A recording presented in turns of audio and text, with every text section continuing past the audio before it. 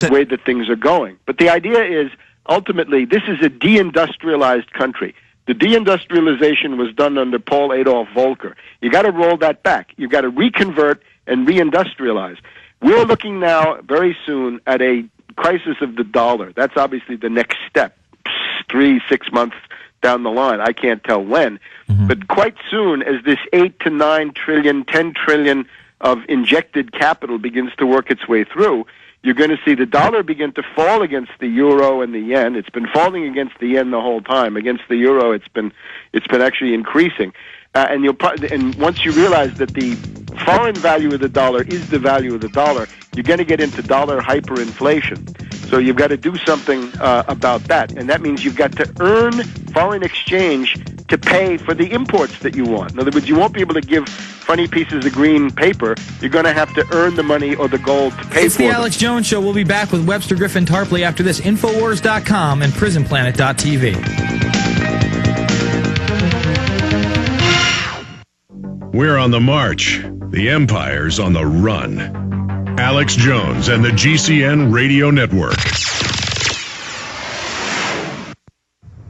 Hi, this is Steve Shank. eFoods does it again. The 3-Day Responder provides one adult with 3 days worth of healthy, delicious, easy fix food. The price of the 3-Day Responder is almost ridiculous at $21.95 for actually 12 meals plus snacks.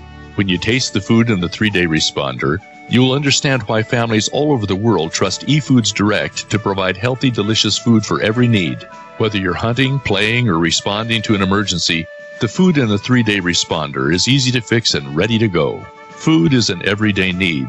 The 3-Day Responder is for the time when food should be the last thing you have to worry about. The 3-Day Responder, $21.95. Sometimes the best things do come in the smallest packages. Call 800-409-5633. On the web, efoodsdirect.com. That's 800-409-5633. On the web, efoodsdirect.com. A day unlike any other in the long course of American history, a terrorist act of war against this country. The enemy struck America on September 11th.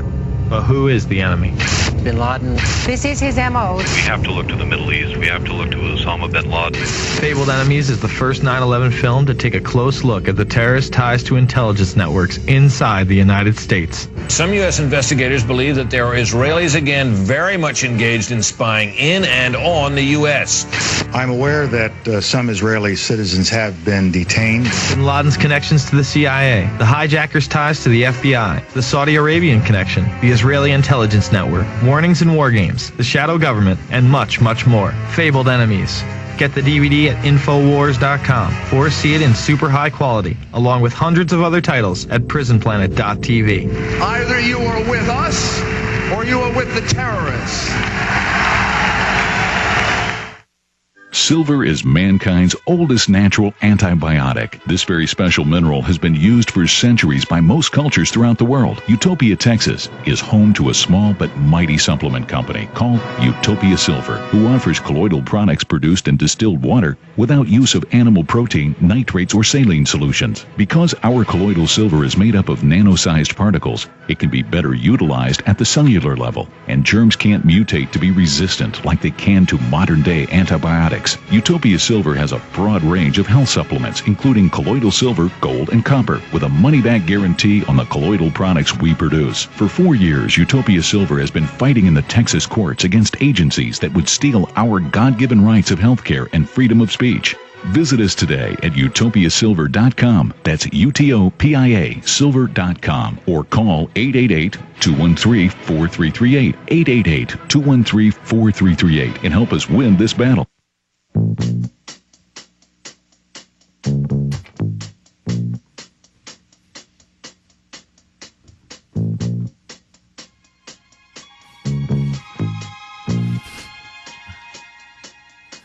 All right, folks, we are back. It is the Alex Jones Show.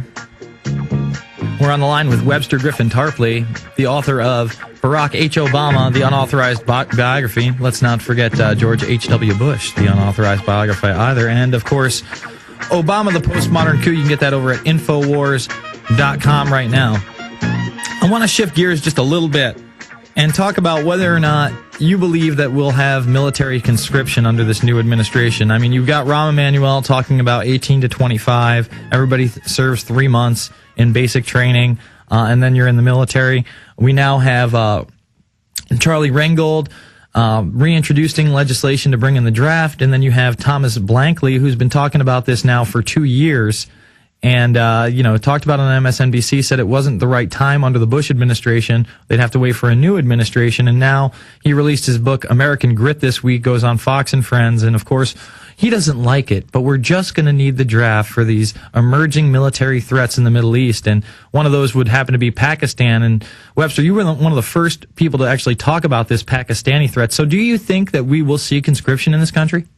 Let me say, first of all, that people who went through 2008 talking about an attack on Iran, there was no attack on Iran. There will be no attack on Iran, and the Israelis have been told that they're not allowed to attack Iran. So they've been essentially banned from attacking Iran.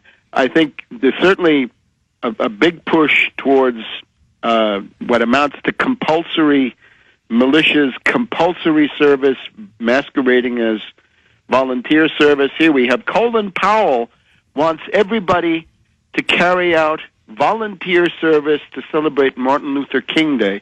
I really wonder whether Volcker, Geithner, Jamie Dimon of J.P. Morgan Chase, Blankfein from Goldman Sachs, Mack over at Morgan Stanley, Larry Summers from the White House. I really wonder if Rahm Emanuel is going to be out there carrying out volunteer service, and I doubt it. And the military side of it is perfectly possible.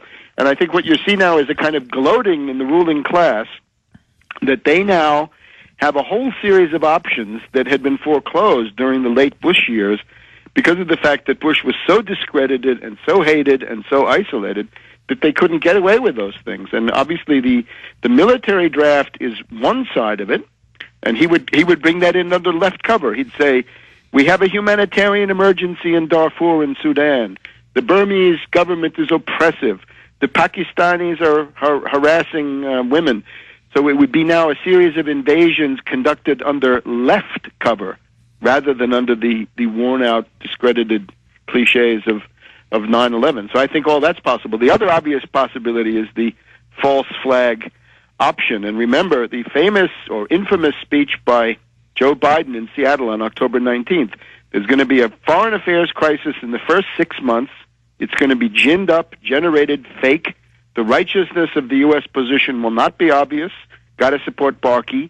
And then the other one, the 12-month perspective, that the economic policies of the new administration, obviously now based on austerity, sacrifice, lowering the standard of living, wage gouging, taking away various economic rights under left cover, that would make the whole Obama team so hated that their standing in the polls will have collapsed within 12 months, which based on the model of Jimmy Carter, I think is about right. And actually I think it'll go even faster this time around. So they've got all of these things going, and I of course urge people, don't suspend your critical judgment. Don't have your autonomous judgment as a citizen taken away by this hysteria, this hype, the messianic utopian rhetoric.